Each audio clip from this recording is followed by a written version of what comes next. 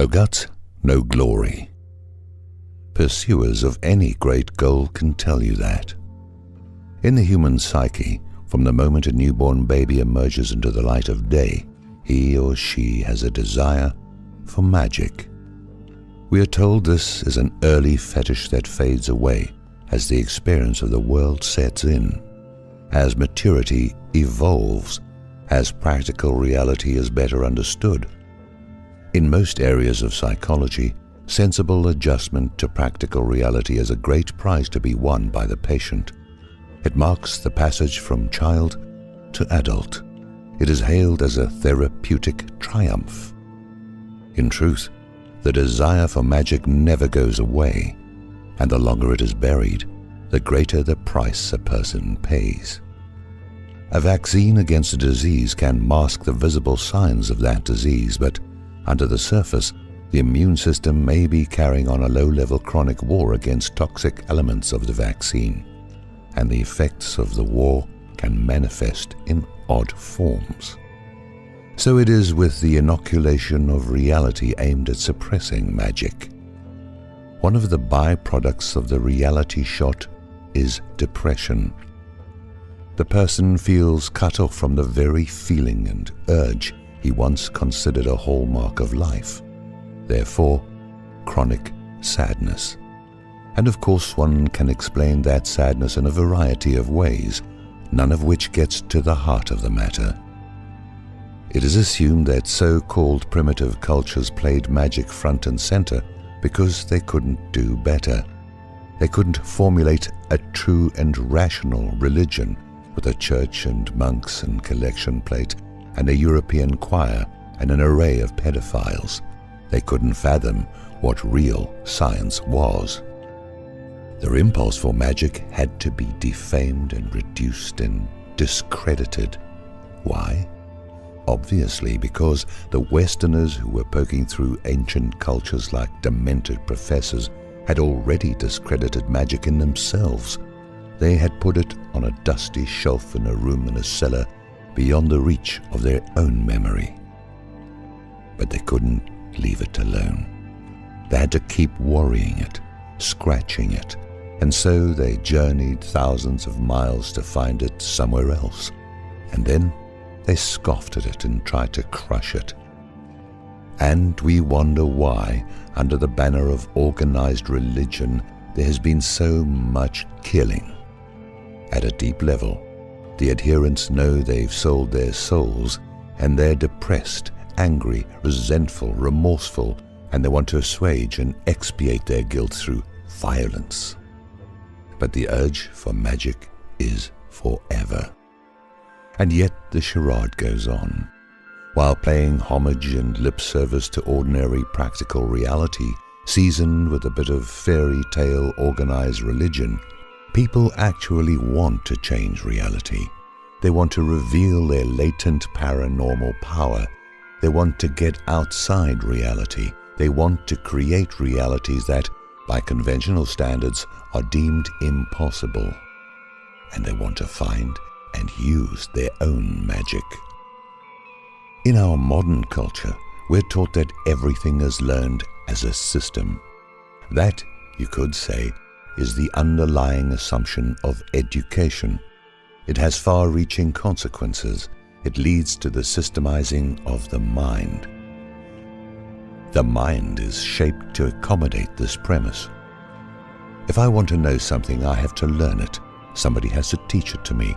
They will teach it as a system. I will learn the system. I will elevate the very notion of systems. Everything will be a system. In the long run, that's a heavy loser. That'll get you a lump of coal in a sock, a spiritual cardboard box to live in.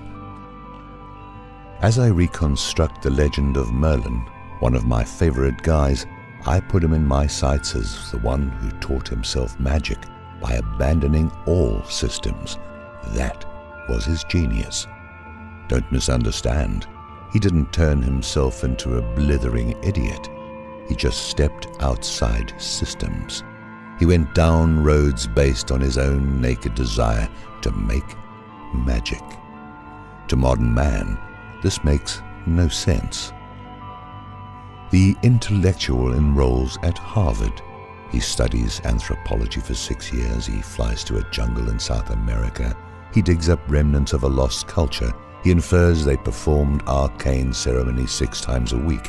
He writes monographs, and he concludes they were a very picturesque society with fascinating customs and totems, and their brand of magic can best be understood as an inevitable consequence of their matriarchal organization, which itself was an accommodation to rainfall levels.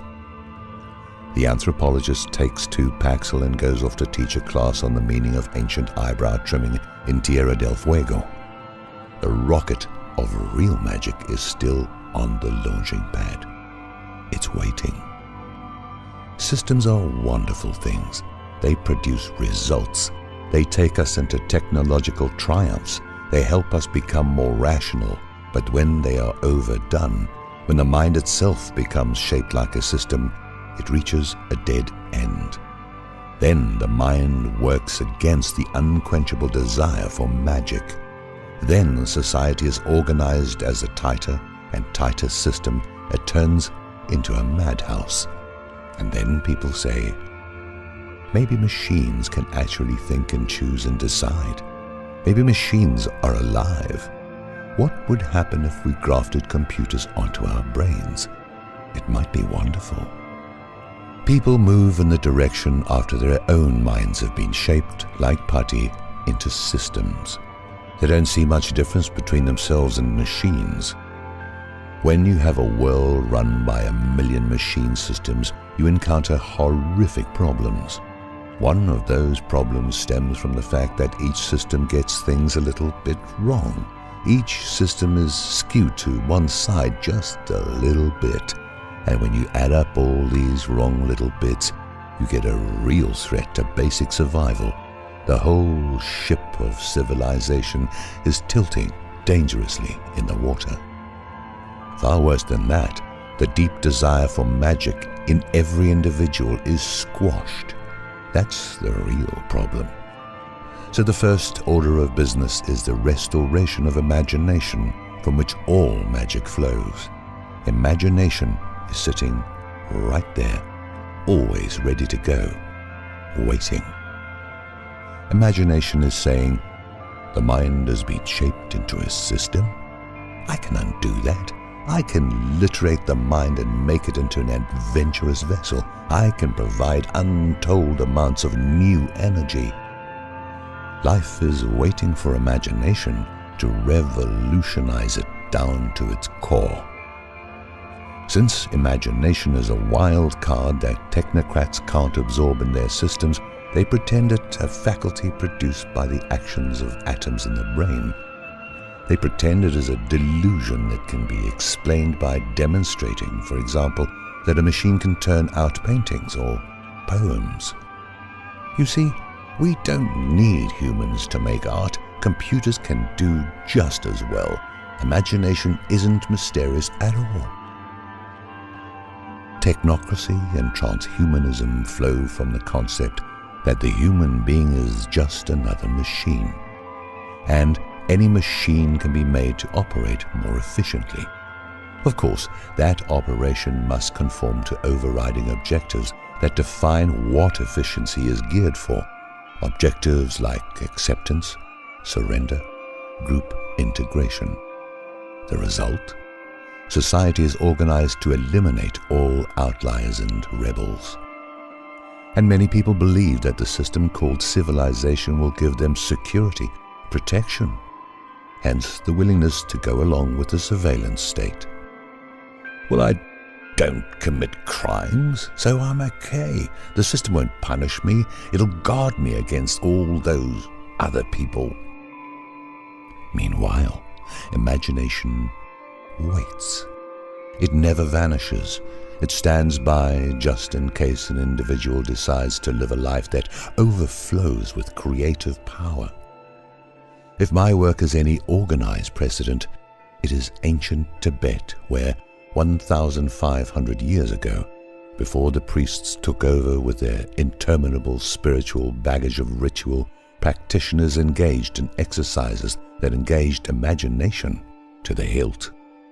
The entire goal was revealing that the universe was a product of mind. This was not about ultimate worship. This was not about some deep substrate in the universe that one could plug into to guide his actions and thought. It was about liberating the individual from all systems. It was about endless creation.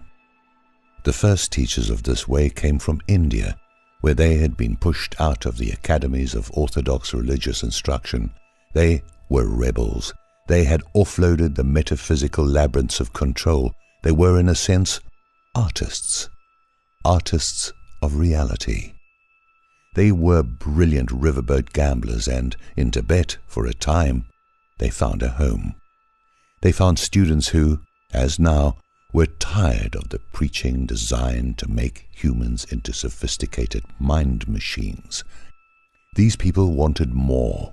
They wanted to awaken their own imaginations and exceed the illusory boundaries of space and time.